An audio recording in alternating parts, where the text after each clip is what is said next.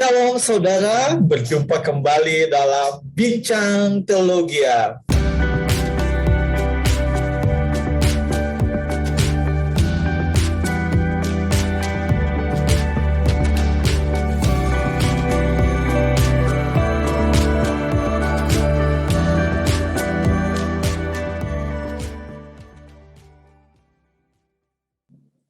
Nah, Bapak Ibu Saudara, hari ini kami kembali akan berdiskusi mengenai sebuah video yang sudah kami temukan dari akun YouTube yang bernama Mualaf Center Hagia Sophia. Nah, Bapak Ibu, di dalam video tersebut yang akan kami diskusikan adalah pernyataan-pernyataan dari seorang ustadz, seorang dosen yang bernama Ustadz Ahmad Kainama.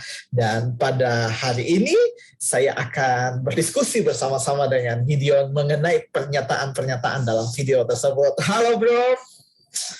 Ya bro, ini ada sebuah video. Di dalam video tersebut Ustadz Kainama ini sedang memberikan kuliah, yaitu kuliah mengenai kristologi. Ya, jadi bro, dia sedang memberikan kuliah dan ada satu kesimpulan yang dia ambil mengenai kristologi itu sendiri, yaitu kristologi itu yaitu ilmu yang mempelajari tentang nabi. Nah, kalau berbicara kristologi, bro, kita nggak bisa lepas dari kata Kristus ya. Dan dia bilang, waktu zaman dahulu, Tuhan kalau mau berbicara kepada ciptaan, itu pasti ada sesuatu yang terjadi. Entah itu ciptaan itu bisa mati karena mendengarkan suara Tuhan secara langsung. Maka Tuhan butuh perantara untuk supaya bisa menyampaikan pesan dari Tuhan tersebut kepada setiap ciptaan.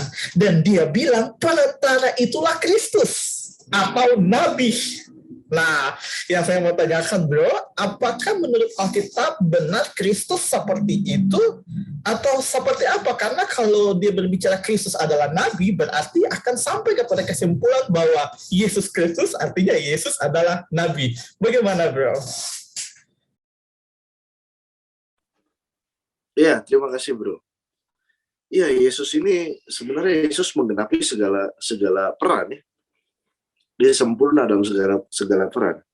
Nah, tapi khusus di dalam Kristus yang sejatinya adalah gelar yang artinya diurapi dari sebuah kata dalam bahasa asli, yaitu bahasa Ibrani yang dituliskan Hamashiach, dan dalam bahasa Yunani Kristos. Ya. Jadi kita perlu memahami terlebih dahulu bahwa dalam perjanjian lama, sebelum kedatangan atau prainkarnasi Yesus ya ke dunia ini, ya, gelar keimaman itu diberikan kepada dua jabatan. Yang pertama kepada keimaman, imam, dan kedua kepada raja. Nah, kita harus memahami dulu satu-satu ya. Yang pertama itu dari imam. Ya, kita harus paham dulu dari imam. Imam ini adalah seseorang yang dipilih atau ditunjuk oleh Tuhan, yang mempunyai akses untuk bertemu dengan Tuhan. Arti di sini bertemu artinya adalah Tuhan mempersilahkan, bukan face to face, bukan wajah dengan wajah, bukan. Tetapi Tuhan mempersilahkan untuk seorang imam masuk ke ruang Maha Kudus dalam Bait Allah untuk mempersembahkan itu, ya, dekat tabut. Nah, kita harus memahami dulu peran keimaman di sini, yang menerima gelar dari Allah, yaitu yang diurapi. Nah, jadi hal ini sebenarnya peran keimaman ini yang pertama itu, ya, dipilih oleh Tuhan untuk menjadi perantara dari umat ya dengan Tuhan dalam hal ritual persembahan, ya, korban maupun pengajaran-pengajaran firman Allah. Ya, imam adalah perantara antara umat dengan Allah. Nah, yang kedua, dari sisi raja. Sisi raja adalah seseorang yang memimpin suatu kumpulan umat. Ya. Maka itu raja satu ya, raja satu memimpin suatu kumpulan umat. Itu jadi jelas sekali bahwa kedua peran ini adalah kedua peran yang sangat vital. Ya, dua peran ini adalah peran yang sangat penting. Nah, kalau kita katakan mengenai Yesus adalah Kristus, kenapa dia adalah Kristus sejati yang diurapi sejati? Gitu. Karena manusia selama perjalanan bangsa Israel memohon kepada Tuhan Raja dan sebagainya, memohon kepada Tuhan seseorang yang memimpin bangsa, ya Tuhan berikan itu. Tapi kenyataannya mau raja kek, mau imam, selama manusia yang masih berdosa itu nggak bisa sempurna, ya. Karena ingat sekali lagi, kalau kita sebagai perantara, ini contoh, kita sedang menunjukkan jalan kepada seseorang yang ingin pergi, misalkan orang dari luar negeri, dia datang ke Jakarta, dia mau pergi ke puncak. Nah, kalau kita sendiri buta terhadap jalan, kita bisa nuntun nggak? Kita nggak bisa nuntun, kita perlu panduan Google Maps, gitu ya. Nah, jadi inilah seperti itu keadaannya imam. Google Map itu adalah torah-torahnya Tuhan. Imam itu ya tugasnya yang diizinkan untuk membaca itu kan, untuk memimpin umat supaya sampai kepada tempat tujuan. Nah gitu. Nah, tapi kan keadaannya sejatinya tidak bisa dipungkiri bahwa imam yang buta akan kebenaran karena keberdosaan, karena manusia berdosa, itu nggak bisa secara sejati mendamaikan umat Tuhan dengan Tuhan karena dosa. Nah, jadi di sini bagaimana sih satu-satunya cara untuk mendamaikan Tuhan atau Allah dengan manusia, umatnya gitu ya. Cara satu-satunya adalah harus seseorang membayar kesalahannya Adam. Yaitu di Kejadian 2 ayat 17. Mati ya. Karena berdosa itu, ya Tuhan nggak lepaskan tanggung jawab itu. Memang harus begitu, harus mati. Nah itu kalau nggak boleh lepas tanggung jawab, karena Allah kita tuh konsisten gitu. Nah yang kedua, kematiannya itu harus dalam keadaan hidup, rentan hidup dari janin yang hidup sampai kepada kematian itu harus tidak bercacat celah sama sekali, tidak boleh berdosa sama sekali. Ya. Nah, ini kan kriteria yang tidak mungkin dilakukan oleh manusia. Jadi Allah menolong kita dengan memberikan firman Allah yang mengambil rupa manusia, namanya Yesus. Dan dia terbukti tidak berdosa, dia membayar kesalahan-kesalahan, hutang-hutang kita. Ya, dia mati dengan cara mati di atas kayu salib. Mati dalam keadaan ketidakberdosaannya, gitu. Makanya dia bangkit, maut tidak berkuasa atas dia. Nah, karena itu kita jelas sekali, hanya dia yang tidak berdosa, hanya dia yang tidak buta akan kebenaran. Hanya dia yang tahu jalan kepada Allah. Maka dia adalah perantara yang sempurna, imam yang sempurna bagi kita. Penulis Ibrani telah menuliskan secara dengan jelas di dalam Ibrani bahwa Yesus adalah imam besar agung. Sudah jelas. Yang kedua, dari sisi raja. Raja ini kan memimpin. Nah, untuk terkait dengan hubungan umat Tuhan dan Tuhan, tentu harus dipimpin dalam kekudusan dan keteraturan sesuai dengan keinginan Tuhan. Itu yang Tuhan mau. Nah, karena hanya Yesus yang tidak berdosa, maka hanya dia yang mampu menunjukkan, mengajarkan, memerintahkan sesuatu yang benar di hadapan Allah. Peran raja itu digenapi oleh Yesus juga secara sempurna. Nubuatan-nubuatan yang Allah berikan mengenai kerajaan kekal yang tidak dapat dikuasai oleh maut, yaitu harus dari keturunan Daud. Yesus keturunan Daud, Matius 1 mencatatkan itu. Dan bagaimana sampai Matius 28 ayat 18 sampai 20, itulah klimaksnya, di mana dia menyatakan otoritinya sebagai raja, dan di mana dia berikan perintah yang sering kita dengar, yaitu amanat agung. Jadi posisi imam dan raja yang sempurna itu hanya Yesus. Sekali lagi, gelar ini bukan untuk nabi. Jadi salah sekali bila Anda berbicara bahwa ini hanya untuk nabi, gitu. Tidak seperti demikian.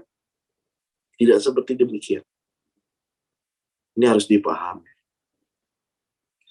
Jadi kalau Anda mengajar kristologi, ya, tentang Kristus, namun Anda sendiri nampaknya kurang untuk mengobservasi dan menganalisa, maka apa yang Anda ajarkan pasti menyimpang juga gitu. Dan terlebih lagi tidak dapat dipercaya atau tidak valid. Ya demikian bro menurut saya. Thank you. Iya, thank you bro. Pertanyaan kedua bro. Nah, kemudian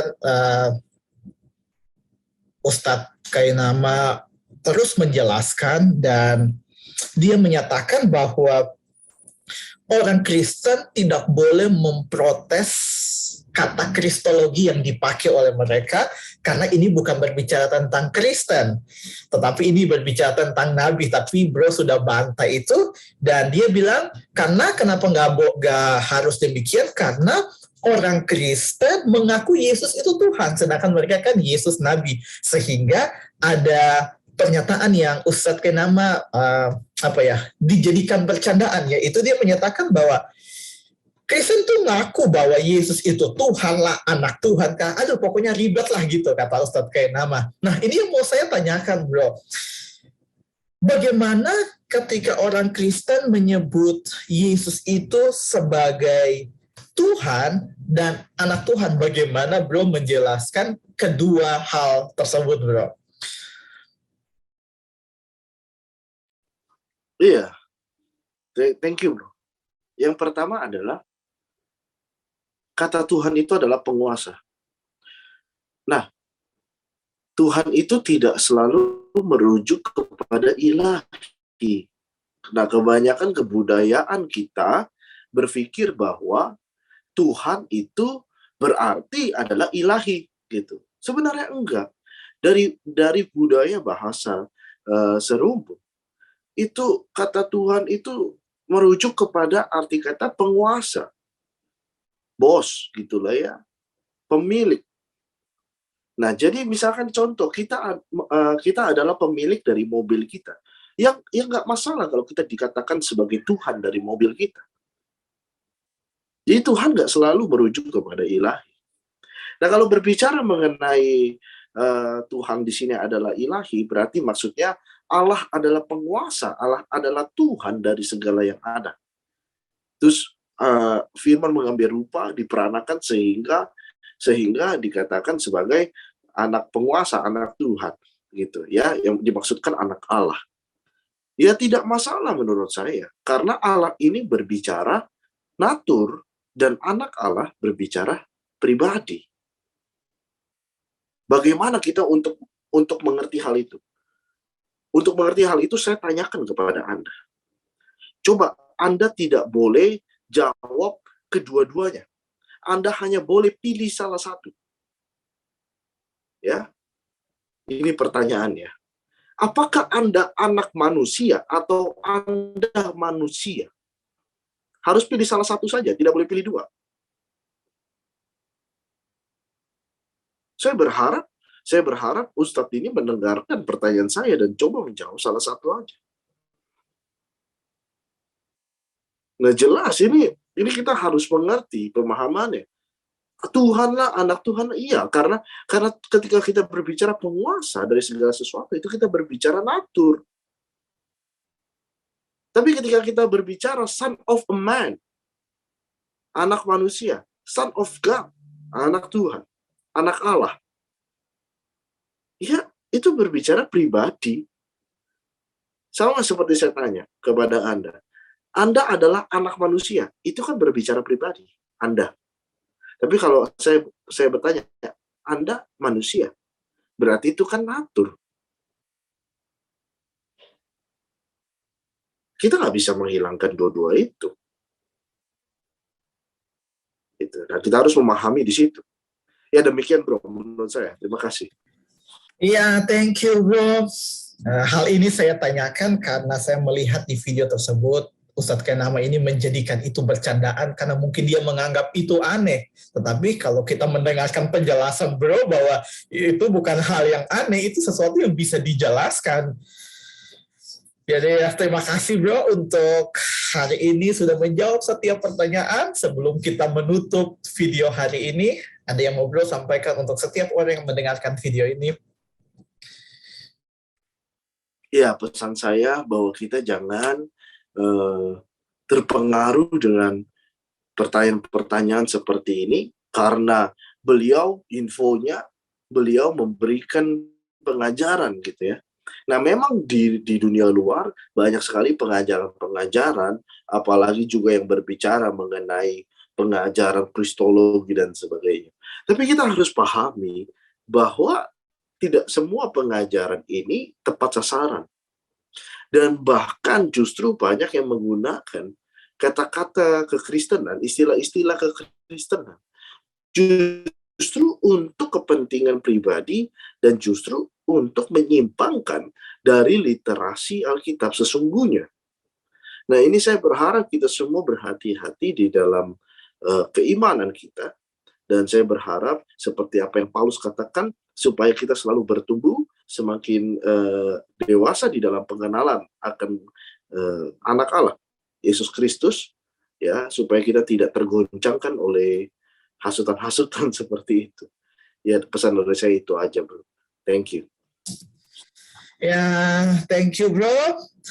Untuk setiap Bapak Ibu, kalau Bapak Ibu Saudara merasa diberkati dengan video ini, kami sangat mengharapkan Bapak Ibu untuk bisa share video ini kepada setiap orang yang Bapak Ibu kenal, supaya semakin banyak orang bisa mengenal kebenaran firman Tuhan. Sampai ketemu lagi di video selanjutnya. Tuhan Yesus memberkati.